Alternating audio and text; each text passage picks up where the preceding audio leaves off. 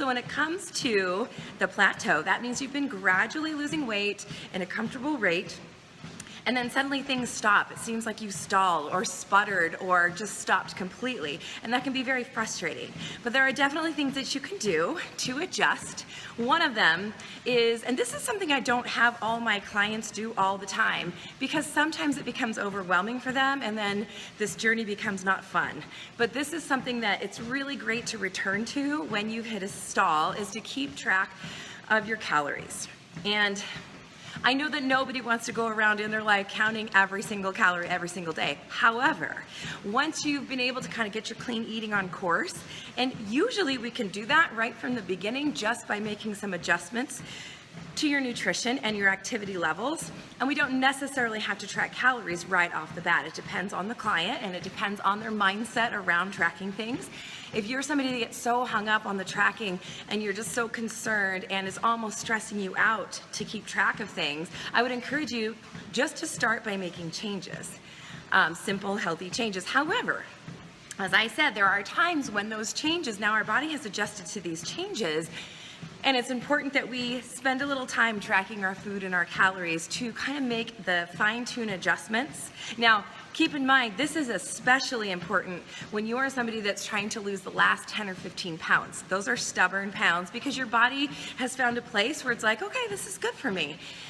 And the body has evolved to hold extra pounds for survival purposes. So we often call those last 10 or 15 pounds vanity pounds. Now, keeping in mind though, to lose those extra pounds, if that's your goal, you're gonna have to kind of fine tune things and start honing in and tracking the calories. So keep this in mind. As your body weight comes down, let's take somebody that started at 200 pounds and maybe now she's down to 180 pounds. So she simply lost 20 pounds. I'm going to give you some calculations that show how important it is that she's keeping track of these calories. Okay, because as your weight comes down, your body has less of you to support. So we don't need as many calories as we were taking in before. And many times people don't think to adjust the calories as the weight comes off. Or we think, oh, well, you know, I'm going to wait till I lose 50 pounds before I start adjusting things, but we need to be checking in a little sooner, especially if you're stalling. So, knowing these numbers, that we drop 1 pound of fat for 1 pound of fat equals 3,500 calories. Okay, so if we were to reduce our caloric intake by 500 calories a day for 7 days, you would lose 1 pound of fat. Now, depending on how much you're currently eating, that might be quite a bit. So, stepping forward, we could also maybe reduce those calories by 250 calories a day and increase our activity by 200 calories a day, which would just be, you know, maybe a nice long walk, like a 45-minute walk or something like that, or a good high-intensity interval workout in the gym. So it's not a ton of extra activity. Sometimes we fall into this trap of thinking, okay, I'm stuck. That means I need to eat less and exercise more. And that's a problem. That becomes very stressful to the body when we take on this kind of panic of, okay, things aren't moving. That means I need to be doing more and more and more activity and eating less and less food. Well, that's like asking your car to drive a very long way on a very little bit of gas. It's exactly the same thing. It's going to stall, it's going to run out of gas, it's going to rebel, it's going to slow down your metabolism. So that's why it's really important to keep an eye on your calories, okay, at this point. So, for example, as I talked about before, a woman that weighed 200 pounds, if she wants to maintain her weight or lose weight, she probably is going to take in somewhere between 10 and 12 calories per pound of her body weight. Okay, so let's take 12. If she took in 12 calories per pound of her body weight, she's going to be weighing 2,400 or eating 2,400 calories a day. So this is the 200-pound woman. She's eating 2,400 calories a day, and she's exercising, and she's eating quality food, and this is working for her. And she loses 20 pounds, which is awesome. So now she's down to 180 pounds, okay? If we do the same math and we give her 12 calories per pound of her current body weight, which is now 180 pounds, her body only needs 2,160 calories per day to maintain her body weight. All right, if she was taking in the same amount as when she weighed 200 pounds, if she was taking in 2,400 calories, she would be taking in an excess of 240 calories a day for what her new body weight of 180 pounds needs. I hope you're able to follow along with this.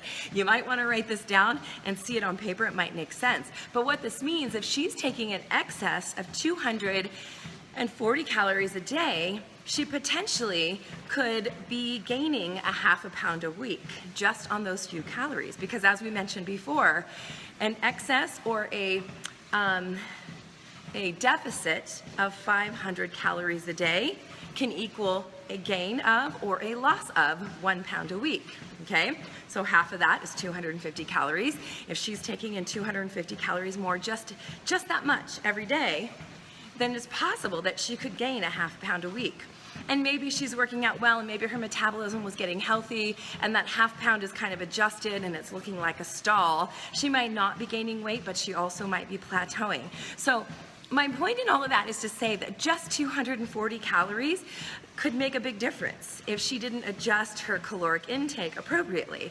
So that is a huge one to keep in mind, that if you are having trouble losing the weight and you know you are doing everything right, you're eating right, you're sleeping well, you're not carrying a lot of extra stress, and you're doing great workouts, and you've been losing weight and then all of a sudden it just stops, it could be very important for you to go back and track your calories for a while. And this doesn't mean you have to do this all the time, because eventually as you track these calories and your carbs and fats and proteins, and you just have a good picture of what's going in your body, what's going on your plate, you're pretty much gonna know your go-to foods. You're gonna have those foods dialed in, and you don't necessarily need to count the calories for the rest of your life. It might just be something you need to touch base with. I do this for myself just a few days a week, just to kind of keep track of what's going on, okay? So, keeping track of your calories, that's number one. That's probably first and foremost. We talked about losing the last 10 to 15 pounds and the fact that the body has evolved to hold extra pounds for survival purposes. So you want to make sure that you're aware that this could be a tough road in these last 10 to 15 pounds, and really adjust your mindset and determine how much of this do I really need to lose, and how much of this is just an ideal of what I think that I want to weigh. And will I look that much different? What value will that bring to my life?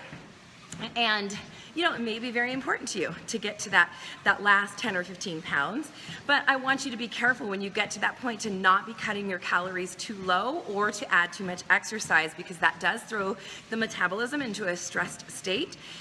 And it will freak out basically, and it will start to slow the metabolism, and it will start to release fat storing hormones. I hope that motivated you. You'll start to release stress hormones that are fat storage hormones. So you want to be very careful about never doing extremes, okay? So one way to actually fix this, if you are a person that has been cutting your calories and increasing your exercise, and you feel like it's just not working either, and you're running a little ragged and you can't sustain this, here's the fix for that, is I want you to take a few rest days, all right? And I want you to up your calories by 10% per week until you get to a point of no more than a 500 calorie per day deficit. So let's just say that you were yes, Victoria. Let's say you were at a place where you were eating 2,000 calories, and that's just, or let's say 2,500 calories, and you were stalled, and it didn't feel like that was working for you. Or let's take our example here, our 200-pound woman that was eating 2,400 calories a day, and you just said that is not working, and you cut your calories by 1,000 calories. Now you're down to 1,400 calories a day. Now, by my calculations, this 200-pound woman needs those 12 calories per pound of body weight just to sustain herself. If you cut her off by 1,000 calories, her body is going to freak out. So if that's you and you need to gradually increase, don't just go right back into it. You want to gradually increase by about 10% more calories per week than you're currently eating until you worked your way up to a 500 calorie deficit rather than the 1,000, maybe even just a 300 calorie deficit. But keeping in mind that the body likes subtle changes, and it likes things it can do forever.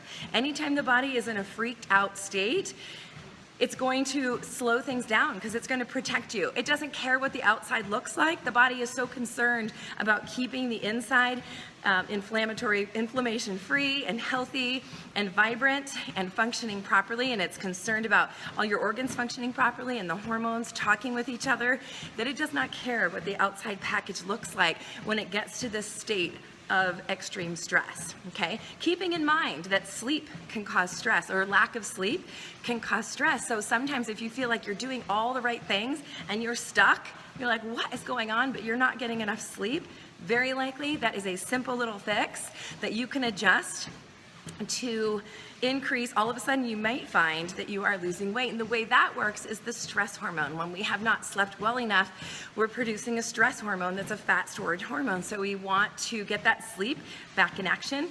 If you are somebody that has a new baby, or you have a new puppy and it's waking you up in the night, maybe you can take shifts with a spouse so that you can get better sleep, okay? So number 3, change your workout. If you're somebody that has been doing the same workout over and over and over, you might consider, or you should consider, adjusting that workout. The body adapts to anything over time. So we want to make sure that it becomes efficient. So let's take a swimmer. When you start swimming, swimming is hard. Swimming is very much about form, and when you start swimming and your form is really sloppy and you're all over the place, your body is working really hard to get you across that pool. As you swim and you swim and you just keep swimming, the body gets efficient at that movement, which means it needs to expend less energy to do the same movement because you've gotten so good at it, okay? Same thing with running. If you always run the same road, the same pace, the same direction, then with the same hills and the whole thing, the body is eventually going to become very efficient at doing that particular course. So really good to change it up. So here's some tips on how to change it if you feel like your workout is getting stagnant. Of course, number 1, I want you to pick something that you enjoy. So possibly, if you've been doing the same workout for months on end and you're enjoying it, then you might need to kind of just tweak it just a little bit so that you can still enjoy that workout, because we're going to do the workouts the most are the ones that we're going to enjoy, that we enjoy, right? And we want to keep that enjoyment factor in there so that you are motivated to do it. But so for example, you could do the same workout and you could shake things up a little. Like for example, week 1, you could do heavier weights and reduce your repetitions. Okay, so let's say you are currently doing a great strength training workout that you have down and you enjoy it. You could say you're lifting maybe a 20-pound chest press, 20-pound dumbbells, okay? The next week, maybe you could shift it. You could go 25, and let's say originally you're doing 20-pound dumbbells for 12 repetitions. Maybe you could shake it up and you're gonna now pick up 25-pound dumbbells and only do 10 repetitions for a week or 2. And then you can shift it again. You can still do the same exercises, or you can change exercises, which we'll talk about in a second. But then week 2, you could go back to a lighter set of repetitions. Maybe you now are doing 15 pounds with 20 repetitions, okay? So you're doing less weight, more repetitions. You're doing the same workout that you enjoy, but you're shaking it up so that the body is like, oh, what's going on now? So it has to adapt, because at some point you're going to be strengthening and building muscle, and other points you're going to be focused on more stamina as you're doing higher repetitions and a lighter weight. So you're increasing your overall fitness level by adjusting the type of workout that you have. Another thing you can do is you can change the type of exercise. If you are a cardio girl and you've spent all your time on the elliptical trainer, try to do the step mill. Try to do the rowing machine. The rowing machine is a great transition to make because it is something that we don't do very often, and it's going to take your body some time to learn the new technique, and it's going to require some new muscles. Maybe you take to jump roping. Maybe you take to a new fitness class, something that challenges your body in a different way and a different movement pattern. Because again, the body is going to be like, what is going on here? I don't even know this, and there will be this slight adjustment time in your coordination when you get used to this, but the body is working hard to try to figure it out, okay? You can also change the type of resistance that you have.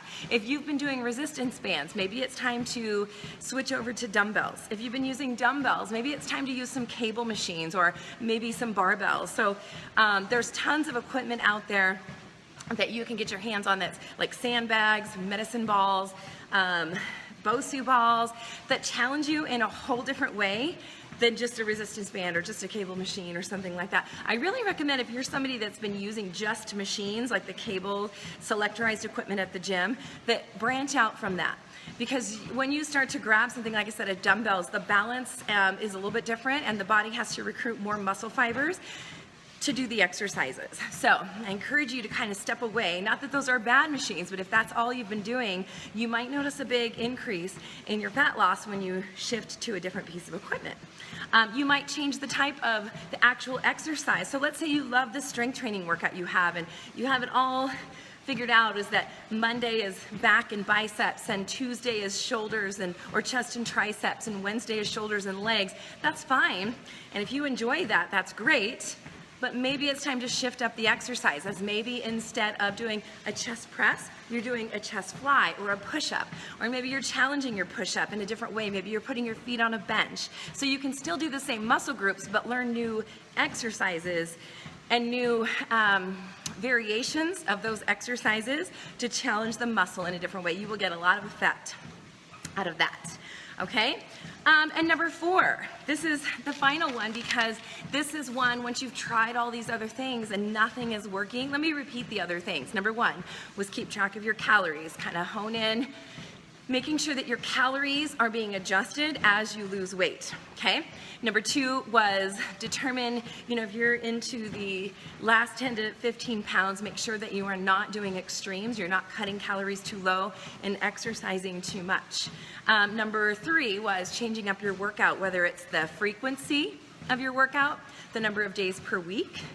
Maybe you've been doing it 3, now you jump to 5. Maybe it's the intensity. Maybe you're now increasing weight. Maybe you're running a little faster. Maybe you're running a little farther. Maybe you're going a little longer. And the time and duration. So maybe you're lengthening that workout. I do caution you on that. If you're going to lengthen workouts, I would lengthen them only to a certain point. You don't really want to be doing 2-hour workouts in the gym, but maybe you've got a longer day and a shorter day. You've got to make sure you give yourself recovery, because that's when the body adapts and gets stronger during that recovery period.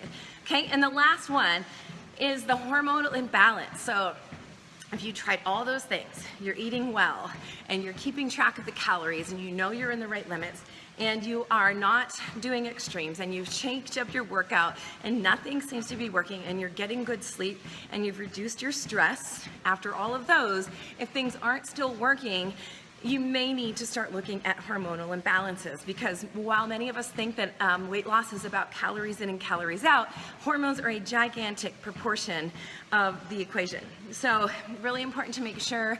This is something that you'll probably have to be tested for, but a couple of hormonal issues could be reduced testosterone for men. Testosterone is a muscle-building, fat-burning hormone. If your testosterone is declining, it's going to be very hard for you to build and maintain your current muscle mass. Muscle fuels itself with your fat stores. So if you're losing your muscle, you're losing your ability to burn fat as a fuel, and your metabolism is slowing down as a result. For the ladies, and this is for men as well, for the potential for insulin resistance is big. You can have that checked by having your blood sugars checked at the doctor, and this is insulin resistance is the precursor to diabetes.